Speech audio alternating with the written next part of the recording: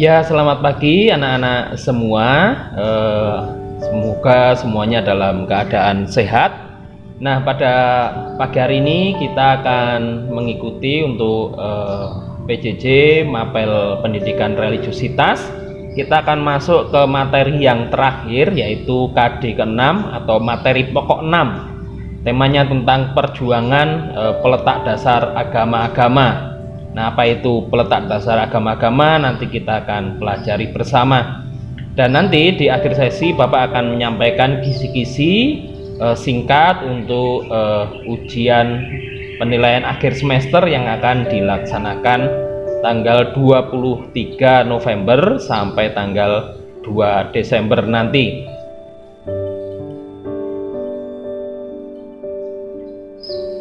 Ya, adapun kompetensi dasarnya nanti anak-anak bisa membacanya.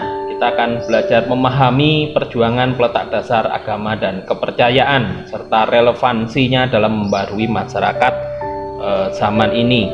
Lalu indikatornya ada 4. Nanti Bapak akan menjelaskan pengertian peletak dasar itu apa, lalu hambatan-hambatan yang mereka alami itu apa, kemudian riwayat singkat. Ya, ini hanya riwayat singkat karena kita tidak bisa bertatap muka. Biasanya Bapak kalau bertatap muka atau belajar di sekolah, Bapak tontonkan filmnya tentang tokoh peletak dasar ini karena durasinya cukup panjang. Tapi karena kita tidak bisa bertatap muka, maka ini hanya riwayat singkat nanti dalam bentuk tulisan dan gambar yang Bapak sampaikan. Kemudian nanti kita akan melihat juga reaksi orang-orang terhadap ajaran para tokoh peletak dasar itu seperti apa.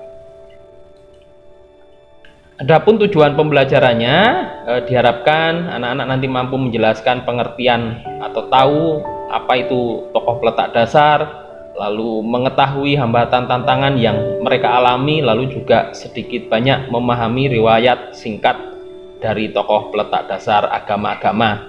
Nah, pada pertemuan kali ini Bapak hanya akan membahas 3 tokoh peletak dasar agama-agama, yaitu agama Kristen Katolik, kemudian agama Islam, dan agama Buddha.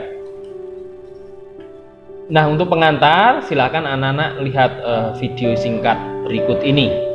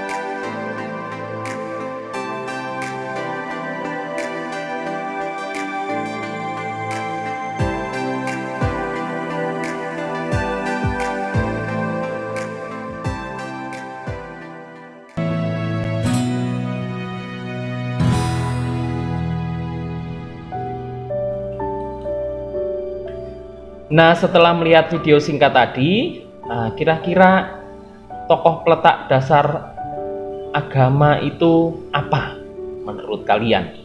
Ya. Lalu mungkin tadi sudah melihat tokoh peletak dasar agamamu itu yang mana, gitu ya. Lalu apakah Anda bangga dengan tokoh peletak dasar agamamu? Lalu apa yang mereka perjuangkan, gitu ya, sehingga menjadi tokoh peletak dasar. Nah, anak-anak, kita akan membahas yang pertama tentang pengertiannya.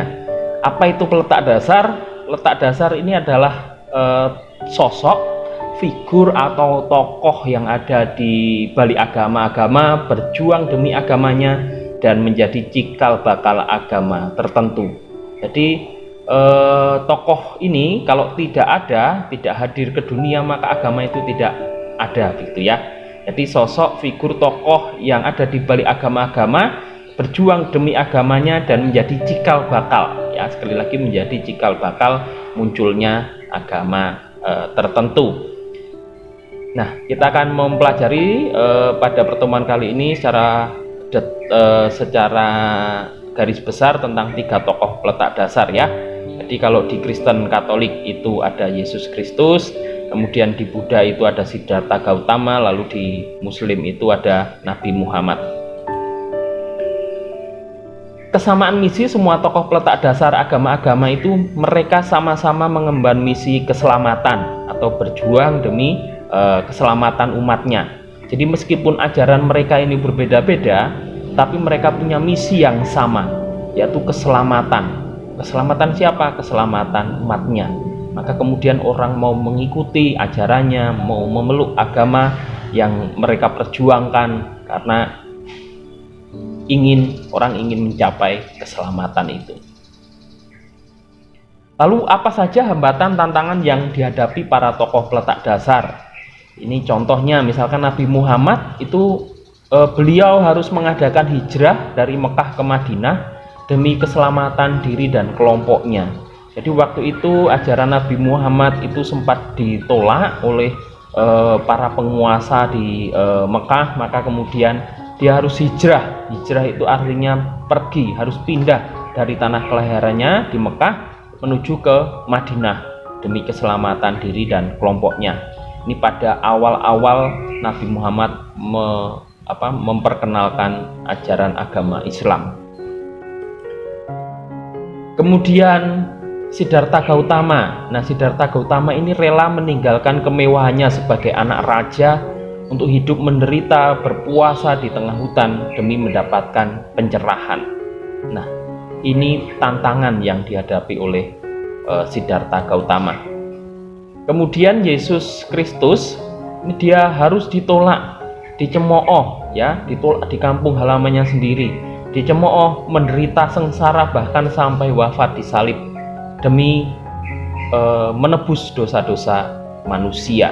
Dan itulah misi Yesus datang ke dunia, untuk menyelamatkan manusia, menebus manusia dari dosa. Nah, selanjutnya anak-anak, kita akan belajar sedikit banyak tentang riwayat singkat para tokoh peletak dasar agama-agama, ya. Jadi Bapak sampaikan tadi hanya 3 tokoh peletak dasar agama-agama yang akan Bapak sampaikan. Yang pertama, agama Islam. Tokoh peletak dasarnya Nabi Muhammad. Beliau lahir di Mekah 20 April tahun 570 Masehi, ya, ini Masehi, ya. Lalu meninggal di Madinah tanggal 8 Juni 632 Masehi. Nah, Nabi Muhammad ini dalam agama Muslim diyakini sebagai nabi terakhir, disebut rasul dan utusan Allah. Nah, ayahnya bernama Abdullah dan ibunya Aminah. Pada usia 25 tahun, Muhammad menikah dengan Khadijah, seorang saudagar kaya raya berusia 40 tahun dan dikaruniai 6 orang anak. Nah, ini gambar makam dari ayah Nabi Muhammad, Abdullah, lalu ini makam Siti Aminah. Nah, pada usia 40 tahun Muhammad itu sering mengasingkan diri dan beribadah di Gua Hira sampai akhirnya menerima wahyu dari Allah yang pertama itu tanggal 6 Agustus tahun 611 Masehi yang peristiwanya disebut dengan Nuzulul Quran. Nah, ini Gua Hira, di mana Nabi Muhammad sering mengasingkan diri di tempat ini dan memperoleh wahyu dari Allah. Selanjutnya, setelah mendapatkan wahyu, Nabi Muhammad mulai berdakwah menyebarkan ajaran agama Islam. Nah, orang-orang yang menentangnya pada waktu itu adalah para penguasa dan pengusaha Mekah, kaum feodal, para pemilik budak, dan orang-orang dari suku Quraisy. Jadi karena ditolak pada awalnya, maka yang Bapak sampaikan tadi, Nabi Muhammad harus hijrah dari tanah kelahirannya di Mekah, lalu pindah melakukan perjalanan yang cukup jauh ke Madinah. Nah, ini tentang hijrah. Nabi Muhammad ditolak oleh mereka, diejek, disorai, dan dilempari batu sampai akhirnya harus hijrah dari Mekah ke Madinah. Nah, di Madinah itulah untuk pertama kali masjid didirikan oleh Nabi Muhammad. Jadi di Madinah ini ajaran agama Islam berkembang pesat, dan pada akhirnya nanti Nabi Muhammad kembali ke Mekah gitu ya, dan diterima oleh masyarakat di Mekah.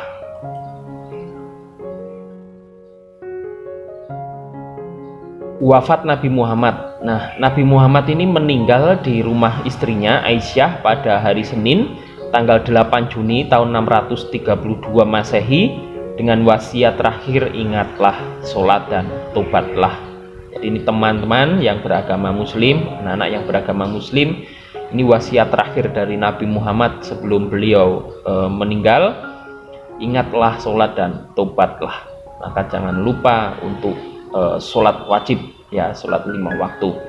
Ini adalah makam Nabi Muhammad di Masjid Nabawi di kota Madinah. Nah, ini ajaran pokok dari Nabi Muhammad yang disampaikan saat beliau menyampaikan khutbah saat menunaikan ibadah haji atau wukuf di Arafah. Ini Bapak ringkas menjadi 7 ya. Nanti kalian bisa membaca di buku cetak siswa ya, di materi pokok ke-6 tentang letak dasar agama-agama. Nah, ajaran pokok yang pertama adalah larangan riba dan larangan menganiaya. Jadi riba ini mengambil untung ya, mengambil bunga yang besar gitu. Ya, larangan riba dan larangan menganiaya. Lalu yang kedua, perintah supaya memperlakukan istri dengan baik. Kemudian yang ketiga, perintah untuk menjauhi dosa. Kemudian yang keempat, perintah untuk saling memaafkan ya, tidak ada permusuhan lagi. Lalu yang kelima, perintah untuk tidak saling balas dendam ya, memaafkan, tidak ada balas dendam, tidak ada pertumpahan darah. Itu yang dipesankan oleh Nabi Muhammad, baik kepada sesama muslim maupun non muslim. Lalu persaudaraan dan persamaan di antara umat manusia. Jadi beliau menekankan tentang persaudaraan dan persamaan di antara umat manusia. Lalu yang ketujuh, umat Islam harus selalu berpegang teguh pada Al-Quran dan Sunnah Nabi. Nah, ini tentang tokoh peletak dasar agama Islam, Nabi Muhammad. Selanjutnya kita akan mengetahui atau akan belajar secara singkat tokoh peletak dasar agama Katolik, yaitu Yesus Kristus. Nah, ini Yesus diperkirakan lahir tahun 5 sebelum Masehi, lalu wafat tahun 33 Masehi. Kita sering mengenal ajaran pokoknya, akulah jalan kebenaran dan hidup ya. Nah, Yesus Kristus ini, Yesus berasal dari Nazaret, dilahirkan di kota Bethlehem, provinsi Yudea ya, atau sekarang ini Palestina. Jadi Yesus ini lahirnya di Palestina, di kota Bethlehem. Ayahnya bernama Yusuf dan ibunya Maria ya. Yesus sebagai penjelmaan Allah yang datang ke dunia dalam rupa manusia ya. Yesus ini di agama Kristen Katolik diyakini sebagai Allah sendiri atau Tuhan yang menjelma menjadi manusia dan turun ke dunia. Maka Yesus ini dikandung dari Roh Kudus, dari Roh Kudus. Nah, ini kelahiran Yesus, ini Bunda Maria, lalu ini Santo Yosef.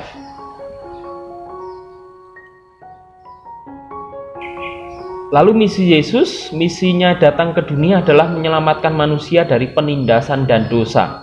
Dengan apa? Dengan hidup, dengan karya dan ajarannya, bahkan dengan sengsara, wafat, dan kebangkitannya. Maka Yesus ini banyak melakukan mukjizat, mengajarkan tentang kerajaan Allah dan cinta kasih. Ya, ajaran pokoknya adalah tentang cinta kasih, mengasihi Tuhan dan mengasihi sesama seperti mengasihi diri sendiri. Nah, ajaran utama Yesus, ya, ini ajaran utamanya, kasihilah Tuhan Allahmu dengan segenap hatimu, dengan segenap jiwamu, dengan segenap akal budimu, dan dengan segenap kekuatanmu. Lalu yang kedua, kasihilah sesamamu manusia seperti engkau mengasihi dirimu sendiri. Jadi dari semua ajaran Yesus ini terangkum dua hukum cinta kasih ini. Ya, dua hukum cinta kasih ini. Yesus melakukan mukjizat, Yesus melakukan penyembuhan, Yesus mengajarkan tentang kerajaan Allah, semua terangkum dalam dua hukum cinta kasih ini, ya, mengasihi Tuhan dan mengasihi sesama, bahkan mengasihi orang-orang yang memusuhi kita. Nah, selanjutnya kita akan belajar secara singkat tokoh peletak dasar yang ketiga, yaitu Siddhartha Gautama. Nah, peletak dasar agama Buddha Siddhartha Gautama ini diperkirakan hidup pada tahun 623 sebelum Masehi, ya. Ini sebelum Masehi, ya. 623 sebelum Masehi sampai 543 sebelum Masehi. Jadi kalau sebelum Masehi kan menghitungnya mundur, ya.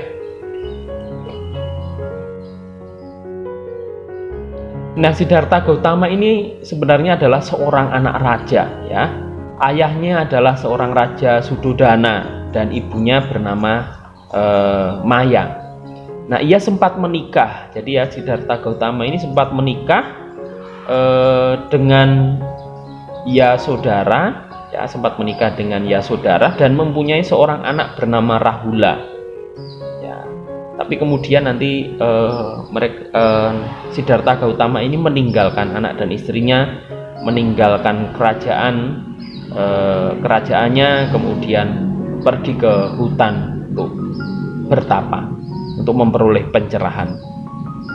Nah, ini perjalanan menuju pencerahan, ya. Ketika keluar dari istana, Siddhartha Gautama berjumpa dengan seorang yang tua dan miskin, serta ini perjumpaan yang akhirnya merubah pandangan hidupnya ketika ia berjumpa dengan seorang pertapa atau yogi, ya. Di tengah jalan itu dia menemukan ada 3 tanda, tapi tanda yang terakhir ini, yaitu ketika dia berjumpa dengan seorang pertapa atau yogi, inilah yang akhirnya merubah pandangan hidupnya.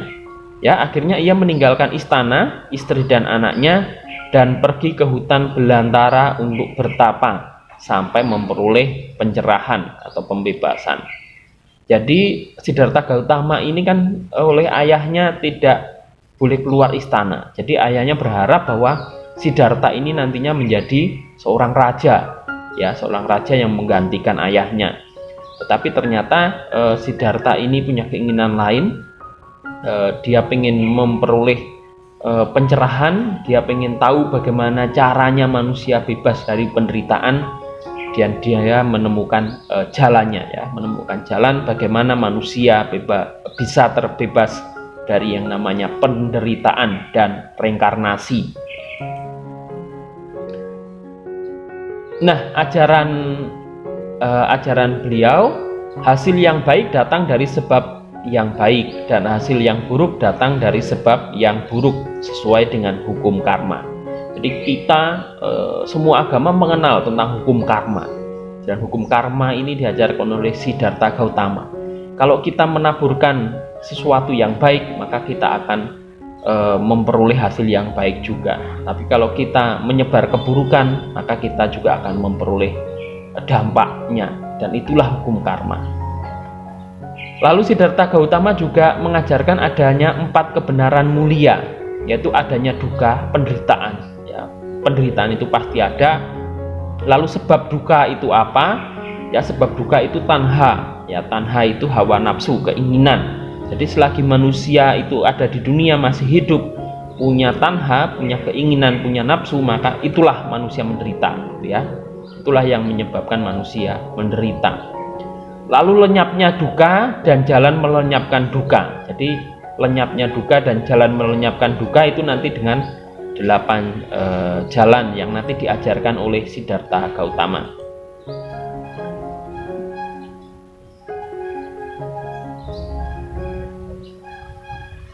Nah, ini adalah 8 jalan mulia itu untuk melenyapkan duka atau penderitaan yang diajarkan oleh Siddhartha Gautama, supaya manusia terbebas dari penderitaan, ya, terbebas dari reinkarnasi atau kelahiran kembali, dan manusia bisa mencapai nirwana atau surga. Ya, teman-teman yang anak-anak yang beragama Buddha harus tahu tentang ini. Ini jalannya untuk supaya bebas dari penderitaan, supaya bebas dari reinkarnasi, supaya memperoleh keselamatan atau masuk nirwana. Nah, 8 jalan itu adalah pandangan yang benar, pikiran yang benar, ucapan yang benar, perbuatan yang benar, penghidupan yang benar, usaha yang benar, perhatian yang benar, dan samadhi yang benar. Mohon nanti diingat-ingat. Nah, sebagai kesimpulan, kita sebagai orang beragama, beriman, kita pasti punya tokoh idola, yaitu tokoh peletak dasar agama kita, gitu ya. Tokoh idola kita sebagai orang beragama, sebagai orang beriman adalah tokoh peletak dasar agama kita. Maka sikap kita harus merasa bangga dengan tokoh peletak dasar agama kita, bangga bahwa saya yang Kristen Katolik itu memiliki Yesus, bangga saya sebagai seorang Muslim memiliki Nabi Muhammad, saya sebagai seorang pemeluk agama Buddha bangga memiliki Siddhartha Gautama. Selain bangga, kita harus mau meneladan hidup para tokoh peletak dasar agama kita, lalu menjadikan mereka sebagai sandaran hidup kita, ya, menjadikan mereka sebagai sandaran hidup kita. Nah, anak-anak, demikian materi untuk KD yang ke-6. Nanti Bapak akan kasihkan filenya juga dalam bentuk Word, supaya nanti kalian mudah untuk belajarnya. Lalu semua bahan untuk ujian PAS nanti, penilaian akhir semester, nanti akan kami sampaikan lewat Google Drive, ya, yang materi Carolus itu. Jadi semua materi, mapel apapun nanti anak-anak bisa mengakses di situ. Selanjutnya nanti silakan mengerjakan tugas melalui Google Form yang linknya Bapak sampaikan lewat WA. Lalu jika ada pertanyaan nanti mohon disampaikan di WA grup kelas. Kemudian kisi-kisi juga nanti Bapak sampaikan lewat Word saja, saya kirimkan lewat WA grup kelas. Nah, demikian anak-anak, selamat mengerjakan, Tuhan memberkati dan jaga kesehatan selalu. Terima kasih.